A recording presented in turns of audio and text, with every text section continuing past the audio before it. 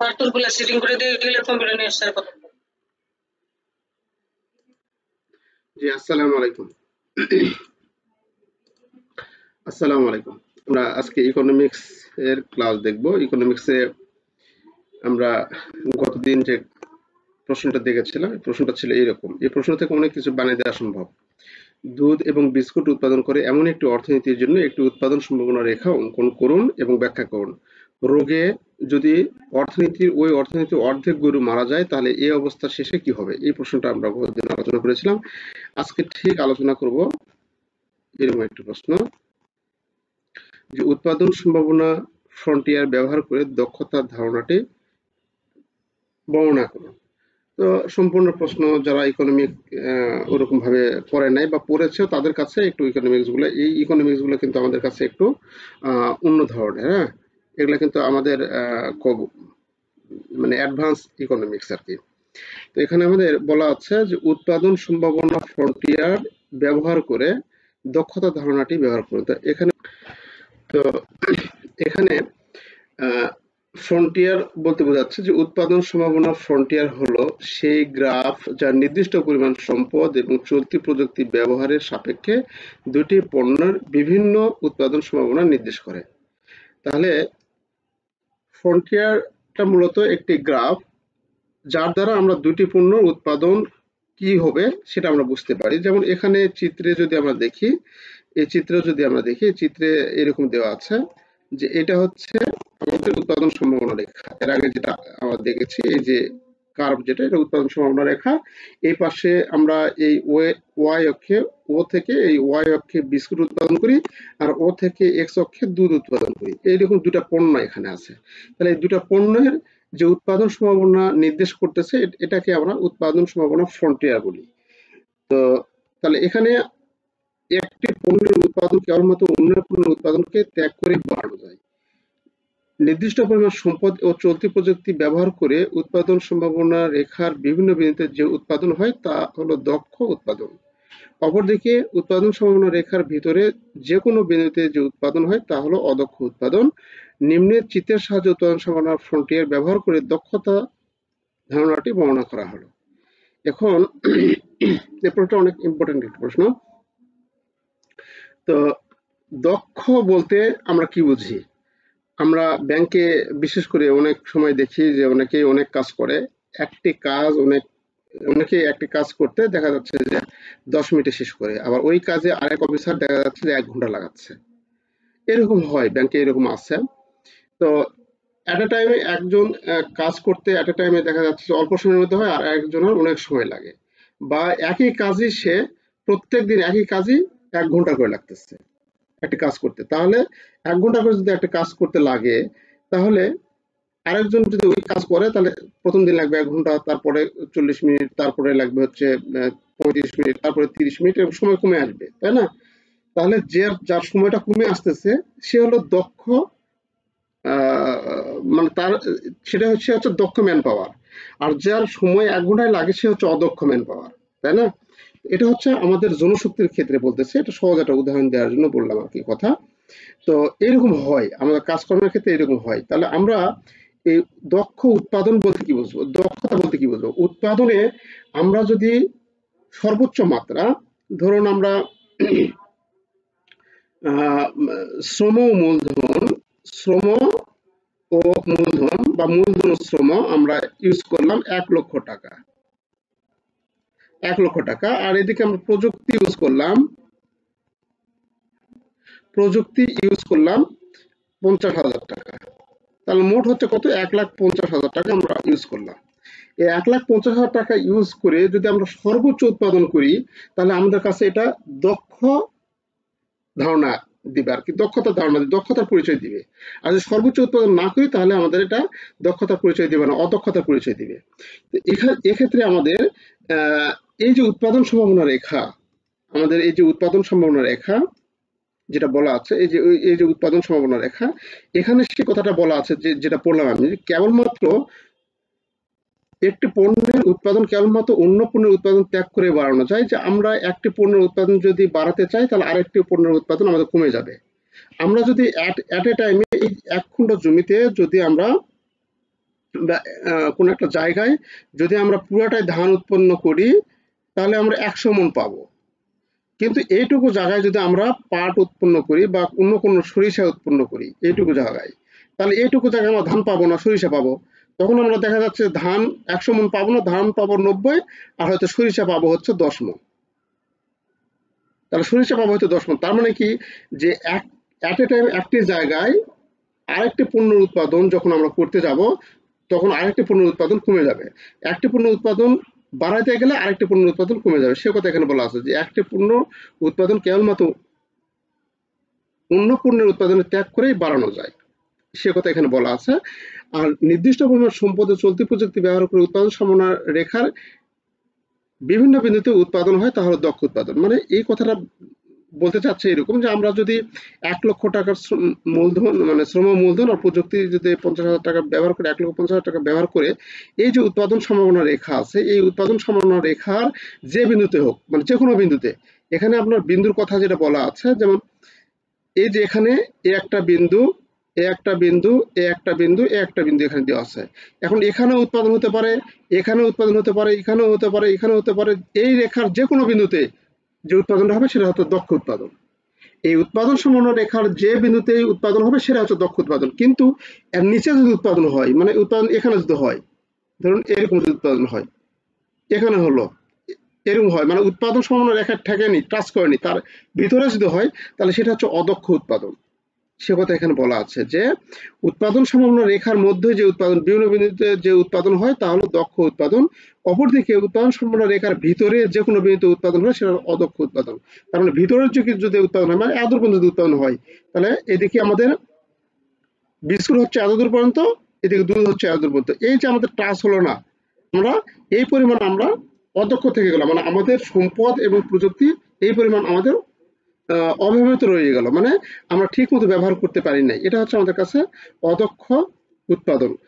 আর আমরা যতই প্রযুক্তি আর যতই যাই আমরা ব্যবহার করি না কেন, আমরা এই যে রেখাটা আছে, এই যে উৎপাদন সম্ভাবনা রেখা আছে, এই উৎপাদন সম্ভাবনা রেখার বাইরে কখনো উৎপাদন সম্ভব না, আর ভিতরে উৎপাদন সম্ভব। এই রেখার আপনার এই রেখা হচ্ছে স্ট্যান্ডার্ডাইজ একটা রেখা, এই রেখাতেই যে উৎপাদন হবে সেটা হচ্ছে দক্ষ উৎপাদন। এই রেখার ভিতরে যে উৎপাদন হবে সেটা অদক্ষ উৎপাদন, আর এই রেখার বাইরে কখনো উৎপাদন সম্ভব না।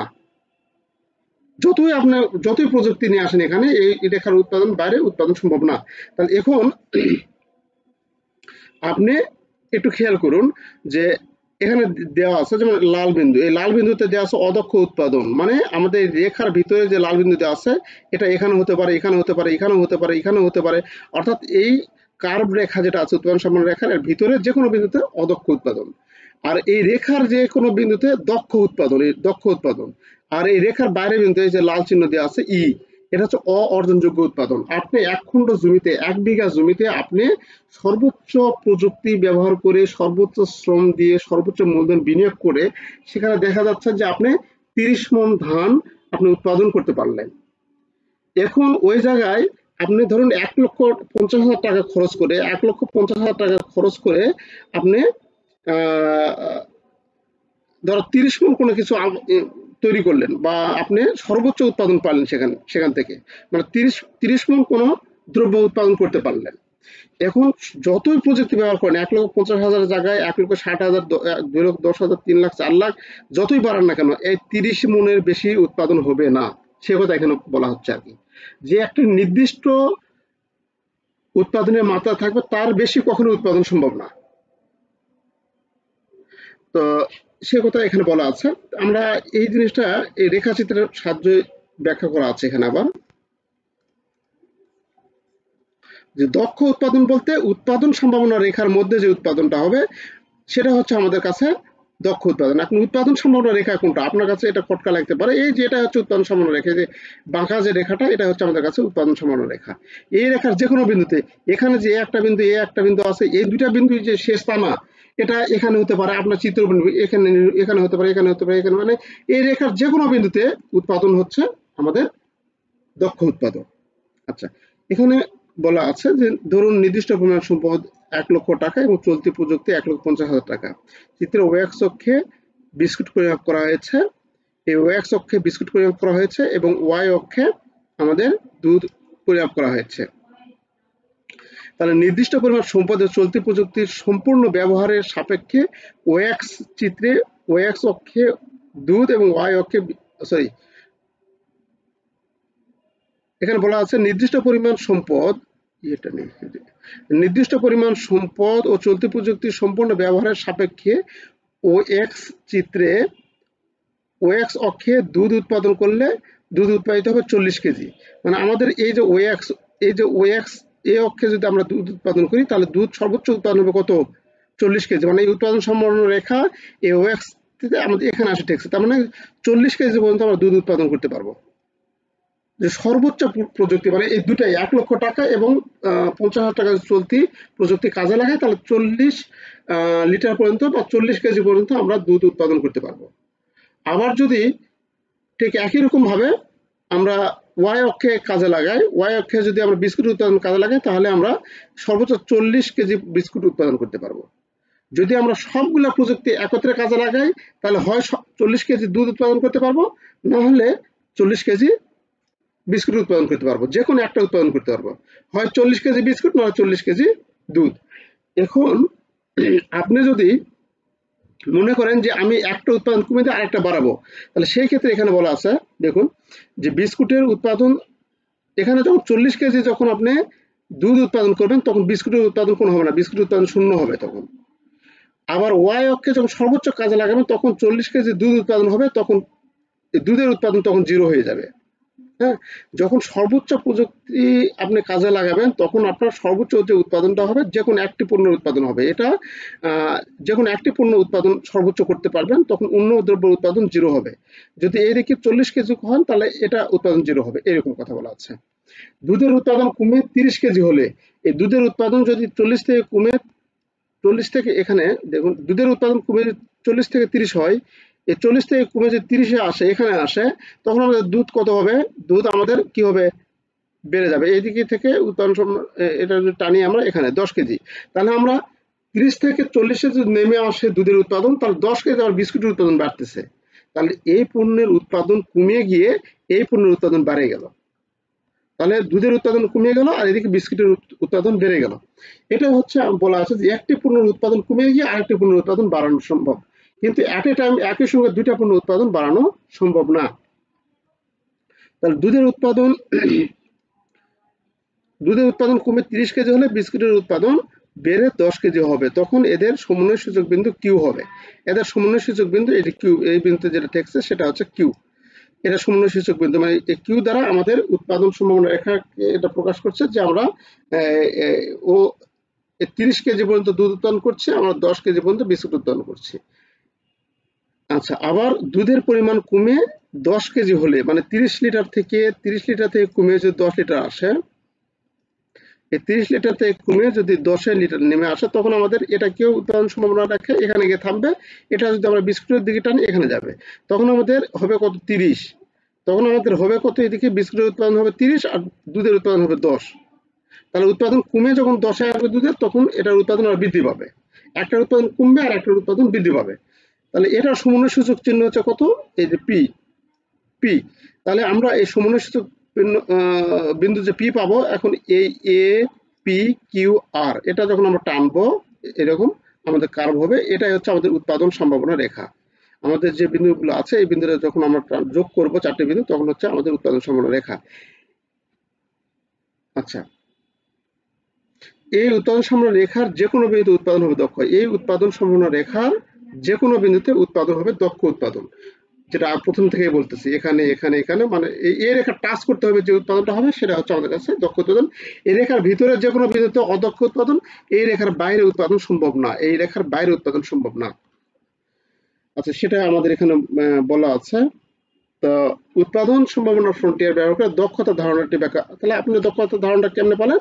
যে আমরা দক্ষতা ধারণাটি হচ্ছে আমরা উৎপাদন সম্ভাবনা রেখা সর্বোচ্চ প্রযুক্তি ব্যবহার করে উৎপাদন সম্ভাবনা রেখায় যে উৎপাদনটা হবে সেটা হচ্ছে আমাদের কাছে দক্ষ উৎপাদন। উৎপাদন সম্ভাবনা রেখার ভিতরে যে উৎপাদনটা হবে সেটা হচ্ছে আমাদের কাছে অদক্ষ উৎপাদন, আর উৎপাদন সম্ভাবনা রেখার বাইরে উৎপাদন সম্ভব না। এটা কল্পনা, এটা একটা কল্পনা মাত্র।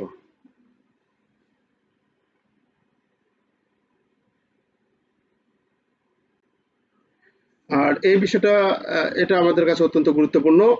এই এই কথাগুলো কিছু কিছু কথা মনে রাখবেন। এখানে বলা আছে অর্থনীতিকে যে দুটি সাব ফিল্ডে ভাগ করা হয়েছে সেগুলো কি কি এভাবে আসতে পারে। আপনার যে আসবে ব্যষ্টিক অর্থনীতি কাকে বলে, সমষ্টিক অর্থনীতি কাকে বলে, এইভাবে যে আসবে এরকম কিন্তু কিছু না। আপনি কিন্তু দেখবেন যে আপনার এরকম ভাবে আসতে পারে যে যে দুটি সাব ফিল্ডে ভাগ করা হয়েছে সেগুলো কি কি, প্রতিটি সাব ফিল্ড কি আলোচনা করে তা ব্যাখ্যা করুন। আমরা এটা প্রথম দিনেই দেখেছি, ব্যষ্টিক অর্থনীতি এবং সমষ্টিক অর্থনীতি। তাহলে অর্থনীতিকে দুটি সাব ফিল্ডে ভাগ করা হয়েছে, সেগুলো হচ্ছে একটি ব্যষ্টিক অর্থনীতি আর একটা হচ্ছে সামষ্টিক অর্থনীতি, তাই না? এবং এটা আমাদের আসার সম্ভাবনা অত্যন্ত বেশি। ব্যষ্টিক অর্থনীতি এই অধ্যায় থেকে কিন্তু এর মধ্যে প্রশ্ন কমন পাবেন আপনারা, এর মধ্যে প্রশ্ন কমন পাবেন যদি এর মধ্যে সিলেবাসের মধ্যে হয় আর কি। হ্যাঁ, এর বাইরে যাওয়ার সুযোগ নেই বা বাইরে করবেও না, হবে না। আচ্ছা, ব্যষ্টিক অর্থনীতি কি? মাইক্রো শব্দের শাব্দিক অর্থ হলো ব্যষ্টিক, এটা আমরা প্রথম দিনে আলোচনা করেছিলাম। মাইক্রো গ্রিক শব্দ, ব্যষ্টিক অর্থ হচ্ছে এটা ক্ষুদ্র, আর সামষ্টিক এটা হচ্ছে বৃহৎ। হ্যাঁ, যেটা আমাদের নির্দিষ্ট পরিবারের কোন নির্দিষ্ট ব্যক্তির কোন অর্থনীতি নিয়ে যেগুলো আলোচনা করা হয়, অর্থনীতির যে শাখায় কোনো ব্যক্তি, পরিবার বা কোনো ফার্মের কোন নির্দিষ্ট ফার্মের একক কোনো প্রতিষ্ঠানের হিসাব নিকাশ নিয়ে আলোচনা মানে অর্থনৈতিক আচরণ নিয়ে আলোচনা করা হয়, সেটা হচ্ছে আমাদের কাছে ব্যষ্টিক অর্থনীতি। আর সামষ্টিক অর্থনীতি হচ্ছে একটা নির্দিষ্ট ভৌগোলিক এরিয়া, নির্দিষ্ট দেশের বা নির্দিষ্ট জাতির যে অর্থনীতির যে বিষয়গুলো নিয়ে আলোচনা করা হয় সেটা হচ্ছে সামষ্টিক অর্থনীতি। এটা আমরা প্রথমেই দেখেছি, এটা এখন আমরা আলোচনা করব না। আমরা সামষ্টিক এবং ব্যষ্টিকের আলোচনা প্রথমেই আমরা দেখেছিলাম। তাহলে সাবফিল্ডের কথা বলা থাকলে কিন্তু আপনারা এই দুটাই দিবেন, হ্যাঁ, অন্য কিছু আমরা মেন করব না। What are the different between positive and normative statement আমাদের কাছে অত্যন্ত গুরুত্বপূর্ণ। Give an example each. তো একটি ইতিবাচক এবং একটি আদর্শিক বিবৃতির মধ্যে পার্থক্য কি কি? ইতিবাচক এবং আদর্শিক বিবৃতির মধ্যে পার্থক্য কি কি? প্রত্যেকটি একটি করে উদাহরণ দাও। ইতিবাচক বিবৃতি এবং আদর্শিক বিবৃতি এই জিনিসটা আমাদের জানা দরকার, জানলে আমরা সহজে অন্যগুলো করতে পারবো। ইতিবাচক বিবৃতি হলো একটি পরীক্ষামূলক প্রমাণ ব্যবহার করে অর্থনীতি কিভাবে কাজ করে তা বোঝা, ঘটনা এবং বাস্তবতাকে বর্ণনা করে। তাহলে এটা হচ্ছে পরীক্ষামূলক একটা প্রমাণ, মানে বৈজ্ঞানিক ভিত্তি আর কি, বৈজ্ঞানিক ভিত্তিতে যে পরীক্ষামূলক প্রমাণের মাধ্যমে যাচাই বাছাই করে যে জিনিসগুলো আমরা পর্যালোচনা করি সেটা। এই ইতিবাচক অর্থনীতি হচ্ছে এটা, যে আমরা পরীক্ষামূলক প্রমাণ ব্যবহার করে, অর্থনীতিতে পরীক্ষামূলক প্রমাণ ব্যবহার করে যে কাজগুলো করে থাকি সেটা হচ্ছে আমাদের ইতিবাচক অর্থনীতি। আদর্শিক অর্থনীতিটা হচ্ছে আমাদের এখানে এই পরীক্ষামূলক কোনো থাকবে না। আপনার মায়া, মমতা, ভালোবাসা যে জিনিসটা, ন্যায় নীতি, মানে আপনার হচ্ছে মূল্যবোধ থেকে যে ধরনের অর্থনৈতিক কাজ করে বা হয় সেগুলো হচ্ছে আমাদের কাছে আদর্শিক অর্থনীতি। একটা লোকের বলে আদর্শ ভালো, হ্যাঁ, আদর্শ ভালো, আদর্শ আদর্শ মানে কি? তার যে মূল্যবোধ, তার যে চলাফেরা, তার যে কথাবার্তা, সেই জিনিসটাকে বোঝায়, তাই না? তাহলে আদর্শিক অর্থনীতিটাও এরকম, আপনার আসলে ব্যক্তিগত পছন্দ, নৈতিক বিচার এবং বিষয়গত দৃষ্টিভঙ্গি, মতামত, মূল্য, বিচার ব্যবহার করে অর্থনীতি কিভাবে কাজ করে তা বোঝা, ঘটনা এবং বাস্তবতাকে বর্ণনা করে। এখন মানবিক বিচারের কথা আপনাকে ভাবতে হবে। আপনি এই যে বন্যা হইল, এই যে আমাদের দেশে বন্যা হইল, এই বন্যাতে আপনি যে মানবিকভাবে তাদের হেল্প করতেছেন, মানবিকভাবে ইয়া করতেছেন, তাকে বিভিন্ন রকম হেল্প করতেছেন, বিভিন্ন কিছু দিচ্ছেন, আশ্রয়ের জন্য জায়গা দিচ্ছেন, তাদের ফিজিক্যালি হেল্প করার চেষ্টা করতেছেন, যারা পারতেছেন না তারা অর্থ দিয়ে হেল্প করার চেষ্টা করতেছেন। এগুলো হচ্ছে কি আদর্শিক বিবৃতি ইকোনমিকের। আর ইতিবাচক বিবৃতি পরীক্ষামূলক প্রমাণ, মানে এখানে আপনার ওই যে আদর্শ, মায়া, মমতা, মূল্যবোধ এগুলা কাজ করবে না। আপনার পরীক্ষামূলক প্রমাণের মাধ্যমে এটা এই ধরনের কাজ আমরা অর্থনীতিতে আলোচনা করে থাকি। এটার উদাহরণটা হচ্ছে এরকম,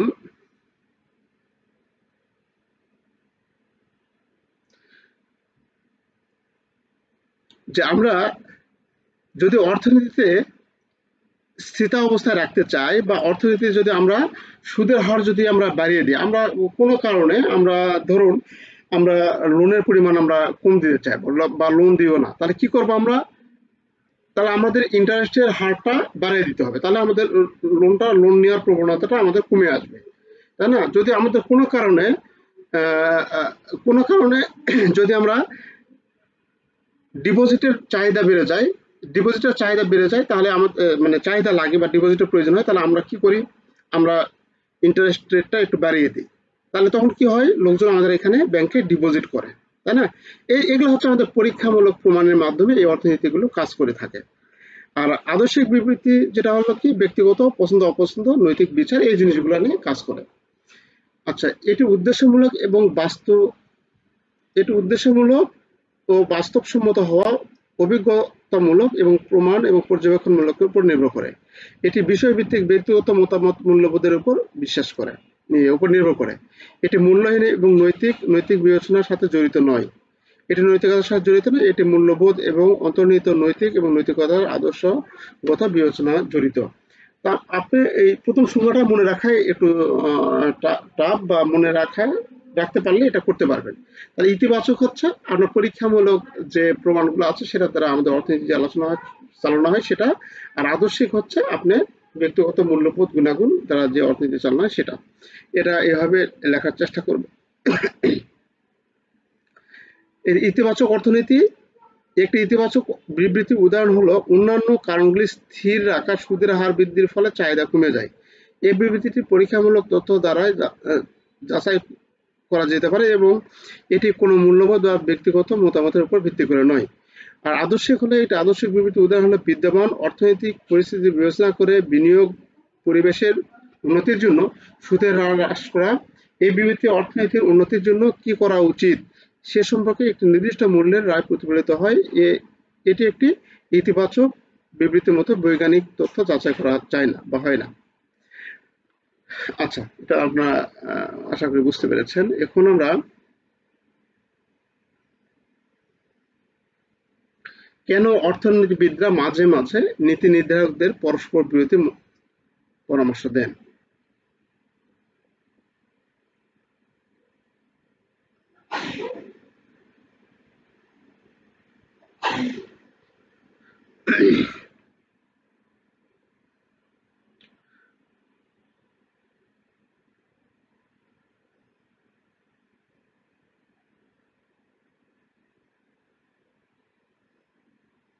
আচ্ছা, ওটা আমরা দেখবো না, আরো অনেক দেখার আছে, সবগুলো প্রশ্ন দেখলে আলোচনা করলে সমস্যা। আমাদের এই উৎপাদনের ফ্যাক্টরটা আমাদের দেখতে হবে। এখানে যেটা বলা আছে যে বৃত্তাকার প্রবাহ চিত্রটি ব্যাখ্যা করে যে উৎপাদন ফ্যাক্টরগুলি বাজারে, যেখানে পরিবারগুলি বিক্রেতা এবং বিক্রেতাগুলি ক্রেতা। আপনি কি একমত? ব্যাখ্যা করুন। তাহলে বৃত্তাকার প্রবাহ চিত্রটি ব্যাখ্যা করে যে উৎপাদনের ফ্যাক্টরগুলি বাজারে, যেখানে পরিবারগুলি বিক্রেতা।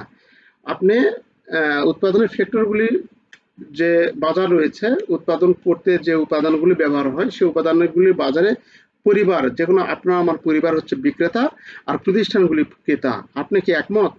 আপনি তো ভাববেন যে স্বাভাবিকভাবে যে আমরা তো বাজার থেকে কিনি, কোনো কিছু আমরা বাজার থেকে কিনি, তাই না? সেটা হচ্ছে আমরা তো ক্রেতা হওয়ার কথা, তা আমরা বিক্রেতা হবো কেমনে? আর প্রতিষ্ঠান ক্রেতা হয় কেমনে? কিন্তু এটা হচ্ছে উৎপাদনের কথা বলছে। আপনি যখন পণ্য উৎপাদনের কথা বলছে, উৎপাদনের ক্ষেত্রে এটা সম্পূর্ণটা আলাদা হবে, মানে বিপরীত চিত্র হবে। আমি হচ্ছে বিক্রেতা আর প্রতিষ্ঠানগুলি ক্রেতা। কেমনে? এখানে খেয়াল করে চিত্রটার মাঝে ফ্যাক্টর বাজার, পরিবার, পণ্য সেবা আর হচ্ছে প্রতিষ্ঠান। এখানে প্রত্যেকটারই দুইটা করে আমাদের এই যে তীর চিহ্ন দেওয়া আছে, একটা পজিটিভ দিকে একটা নেগেটিভ দিকে, মানে একটা বিপরীত দিকে, এদিকে একটা, ঠিক এইদিকে বিপরীত দিকে একটা, এরকম প্রত্যেকটারই আমাদের দুইটা করে চিহ্ন আছে। হ্যাঁ, আচ্ছা, তো আমরা এখানে যেটা বলা আছে, হ্যাঁ, আমি এই বিবৃতির সাথে একমত যে বৃত্তাকার প্রবাহ চিত্রটি দেখায় যে উৎপাদনের ফ্যাক্টরগুলির বাজারে পরিবারগুলি বিক্রেতা এবং সংস্থাগুলি বা প্রতিষ্ঠানগুলি হচ্ছে ক্রেতা। বৃত্তাকার প্রবাহ চিত্র হলে একটি অর্থনীতিতে পণ্য, পরিষেবা এবং অর্থের প্রবাহের একটি সরলীকৃত উপস্থাপনা। নিম্নে বৃত্তাকার প্রবাহ চিত্রের সাহায্যে ফ্যাক্টর বাজারে, যেখানে পরিবারগুলি বিক্রেতা এবং সংস্থানগুলি বা প্রতিষ্ঠানগুলি ক্রেতা, তা আলোচনা করা হলো। এখন আমরা খেয়াল করুন, এটা হচ্ছে আমাদের কাছে পরিবার। আমাদের পরিবার কোনটা? আমাদের পরিবার এটা পরিবার। এটা হচ্ছে আমাদের পরিবার। এটা হচ্ছে আমাদের পরিবার। আর প্রতিষ্ঠান হচ্ছে কোনটা? প্রতিষ্ঠান আমাদের এটা। তাহলে এই দুটা বিষয়ে আমাদের মতামত জানতে চেয়েছে, যে একটা পরিবার সম্বন্ধে জানতে চেয়েছে, আর একটা আমাদের এই পরিবার সম্বন্ধে জানতে চেয়েছে, আর একটা হচ্ছে প্রতিষ্ঠান সম্বন্ধে জানতে চেয়েছে। পরিবার হচ্ছে কি? বিক্রেতা। আর প্রতিষ্ঠান হচ্ছে কি? ক্রেতা। তাহলে এখানে কমন আমরা উৎপাদনের ক্ষেত্রে কারণ উৎপাদনের ফ্যাক্টর কোনটা? এটা হচ্ছে উৎপাদনের ফ্যাক্টর। এটা হচ্ছে উৎপাদনের ফ্যাক্টর। তাহলে ফ্যাক্টর বাজার, এই ফ্যাক্টর বাজারের ক্ষেত্রে খেয়াল করুন, উৎপাদনের ফ্যাক্টর বলতে কি বুঝি? যে উৎপাদনের কাজে যে জিনিসগুলো হেল্প করে সেটা হচ্ছে উৎপাদনের ফ্যাক্টর। সেই ফ্যাক্টরের বাজার থাকে একটা, যে আমাদের সেখানেও প্রতিষ্ঠানে ক্রয় বিক্রয় করে থাকে, প্রতিষ্ঠান ক্রয় বিক্রয় করে থাকে বাজার থেকে। আচ্ছা, কিরকম বিষয়টা? যে পরিবার, এখানে আমাদের পরিবার প্রথমে কি করে? শ্রম, জমি এবং পুঁজি বিক্রয় করে। আপনার পরিবার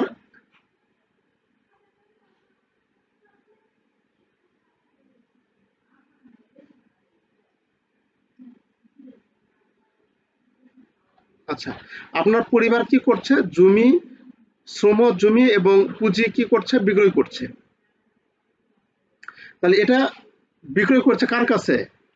প্রতিষ্ঠানের কাছে। প্রতিষ্ঠান কি করতেছে আবার দেখুন, এই যে উৎপাদনের ফ্যাক্টর গুলো ক্রয় করছে। ধরুন আমরা জনগোষ্ঠী, আমরা একটা পরিবারে আছি, বিষয়টা এরকম। ছোট করে যদি বলি, আমরা কি করব? এটা যদি কোনো প্রতিষ্ঠান হয়, এবিসি যদি কোনো প্রতিষ্ঠান হয়, তাহলে এবিসি প্রতিষ্ঠান কি করবে? তার উৎপাদনের জন্য লোকজন ভাড়া করবে, তাই না? আমরা এখানে শ্রম দেব, তাই না? আমরা শ্রম বিক্রি করব। আমাদের যদি কোনো মূলধন থাকে, তাহলে আমরা কি করি? মূলধন বিনিয়োগ করি, শেয়ার ক্রয় করি, তাই না? শেয়ার ক্রয় করি। তাহলে এই যে জিনিসগুলো, আমাদের যদি নগদ টাকা থাকলে তাহলে বিভিন্ন কোম্পানি শেয়ার ক্রয় করি, অথবা আমাদের যদি আমরা টাকা না থাকে, আমরা যদি সেখানে শ্রম আমরা বিক্রি করতে পারি। তো এই জিনিসগুলো সেটা বলছে যে শ্রম, জমি এবং পুঁজি সেখানে বিক্রয় করতে পারি আমরা কোম্পানি নিয়ে। তাহলে আমাদের পরিবার হচ্ছে, আমরা উৎপাদনের যে উপাদান সমূহ আছে, 4টি উৎপাদনের উপাদান: ভূমি, শ্রম, মূলধন, সংগঠন। এই 4টি উপাদান, এই 4টি উপাদানের মধ্যে শ্রমটা আমরা কি হচ্ছে? 4টি ফ্যাক্টর। ফ্যাক্টর কয়টি? 4টি। উৎপাদন ফ্যাক্টর কয়টি? 4টি: ভূমি, শ্রম, মূলধন, সংগঠন। তাহলে আমরা শ্রম সেখানে দিচ্ছি, মানে একটা ফ্যাক্টর বিক্রি করছি। কার কাছে বিক্রি করছি? আমরা এই শিল্পর কাছে, আমরা এই প্রতিষ্ঠানের কাছে বিক্রি করছি।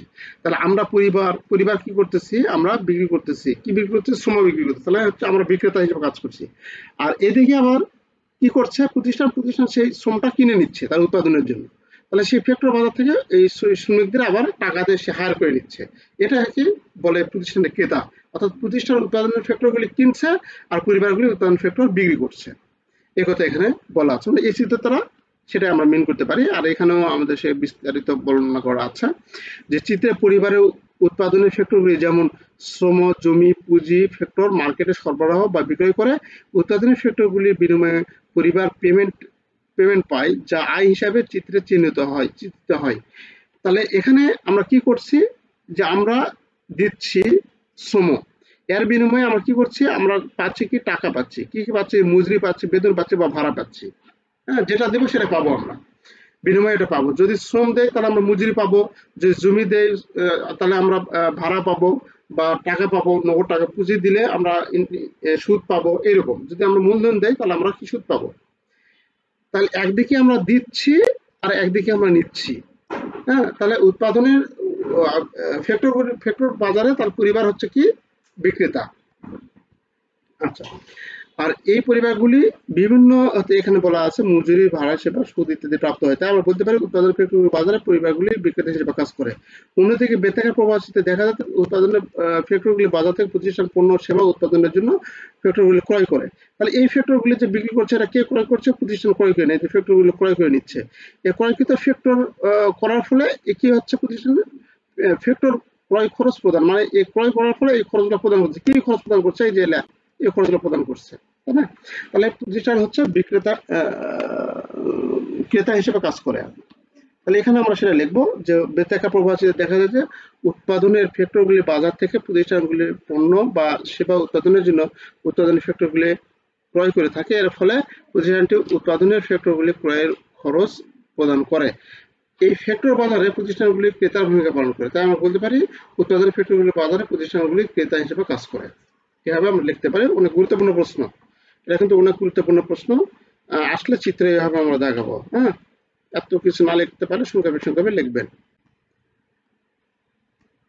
আচ্ছা, উৎপাদন সম্ভাবনার সীমানার ভিতরে একটি বিন্দু দক্ষ কিন্তু সম্ভব নয়। আপনি কি একমত? ব্যাখ্যা করুন। এখানে আমরা একমত নই বলা আছে। উৎপাদন সম্ভাবনার ভিতরে ভিতরে একটি বিন্দু দক্ষ কিন্তু সম্ভব নয়। আপনি কি একমত? না, আমরা একমত নই। আমরা উৎপাদন সম্ভাবনা রেখা দেখলাম এর আগে। উৎপাদন সম্ভাবনা রেখা কি দেখলাম? দেখুন, এই যে উৎপাদন সম্ভাবনা রেখা, আমরা যদি উৎপাদন সম্ভাবনা রেখা যদি আমরা আলোচনা করি, তাহলে এই যে উৎপাদন সম্ভাবনা রেখা আমি এর আগে যেটা বললাম আপনাদের, যে উৎপাদন সম্ভাবনা রেখা হচ্ছে এই যে এ থেকে এ হচ্ছে বি পর্যন্ত, যে কোনো বিন্দুতে এই রেখা টাচ করে যে কোনো বিন্দুতে উৎপাদন সম্ভব। যে কোনো বিন্দু যেখানে উৎপাদন হবে সেটা হচ্ছে আমাদের কাছে দক্ষ উৎপাদন। কিন্তু এর বাইরে বলতে এই যে পূর্ণ চিহ্ন ভিতরে, এই যে ভিতরে যে কোনো বিন্দুতে যখন উৎপাদন হবে সেটা হচ্ছে অদক্ষ উৎপাদন। এখানে যদি উৎপাদন হয় তাহলে অদক্ষ উৎপাদন, তার মানে ভূমি শ্রম সঠিক ব্যবহার হয়নি। এরকম এই বিন্দুতে ভিতরে যে কোনো বিন্দুতে আমাদের যে উৎপাদন হবে সেটা কি হবে? অদক্ষ উৎপাদন। আর এই বাইরে যে উৎপাদন, এই বিন্দুতে যে উৎপাদন আছে এর উৎপাদন আমাদের সম্ভব নয়।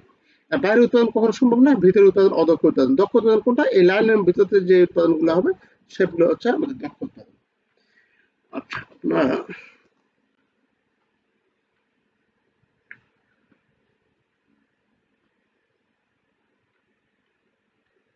এখানে বলা আছে যে উৎপাদন সম্ভাবনা সীমানার ভিতরে একটি বিন্দু দক্ষ। তাহলে উৎপাদন সম্ভাবনা সীমানার ভিতরে বিন্দু দক্ষ উৎপাদন কি আপনারা বলতে পারেন? এটা উৎপাদন সম্ভাবনা রেখার ভিতরে যে উৎপাদনটা হচ্ছে এটা কি দক্ষ উৎপাদন? দক্ষ উৎপাদন নয়, কিন্তু সম্ভব নয়। কিন্তু সম্ভব নয় না, এটা সম্ভব। দক্ষ উৎপাদন এটা সম্ভব, কিন্তু সম্ভব নয় না, সম্ভব নয় এটা ভুল কথা। সম্ভব নয় হচ্ছে ভিতরের বাইরে, আমাদের রেখার বাইরে যে বিন্দু থাকবে সেই বিন্দুতে আমাদের উৎপাদন সম্ভব নয়।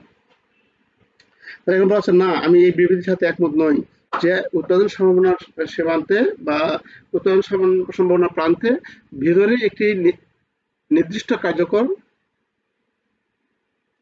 এবং সম্ভব নয়। এখানে বলছে ভিতরে যে কোনো উৎপাদন কার্যকর উৎপাদন সম্ভব, যে কোনো বিন্দুতে উৎপাদন সম্ভব, বাট সম্ভব নয়। এখানে বলছে সম্ভব নয়। তাহলে এই লাইনটা এখানে তুলে দেওয়া হয়েছে। অর্থনীতিতে পিপিএফ দুটি পণ্য বা পরিষেবার সর্বাধিক সম্ভাব্য উৎপাদন আশা করে এবং অর্থনীতিতে তার নির্দিষ্ট পরিমাণ সম্পদ এবং চলতি প্রযুক্তি ব্যবহারের ভিত্তিতে উৎপাদন হতে পারে। নির্দিষ্ট পরিমাণ সম্পদ ও চলতি প্রযুক্তি উৎপাদনের ব্যবহার করে উৎপাদন সম্ভাবনা রেখার বিভিন্ন বিন্দুতে যে উৎপাদন হয় তা হলো দক্ষ উৎপাদন। কারণ আপনারা যদি ওই চিত্রটা দেখে যদি বুঝে পান তাহলে এইটা সহজে পারবেন আর কি, এটা আলোচনা করলাম। উৎপাদন সম্ভাবনা রেখার একটি বক্ররেখার একটি বিন্দু সম্ভাব্য কার্যকর ব্যাখ্যা করুন। এটাও আমরা তো দেখলাম, ওই উৎপাদন সম্ভাবনা রেখা ওটার দ্বারা আমরা এখানে লিখতে পারবো উৎপাদন সম্ভাবনা রেখার একটি বিন্দু সম্ভাব্য কার্যকর। হ্যাঁ, ঠিক আছে। উৎপাদন সম্ভাবনা রেখা থাকবে, এখানে যে বিন্দু সেটা সম্ভাব্য কার্যকর, এখানে যেটা বিন্দু সেটা একই সম্ভাব্য কার্যকর।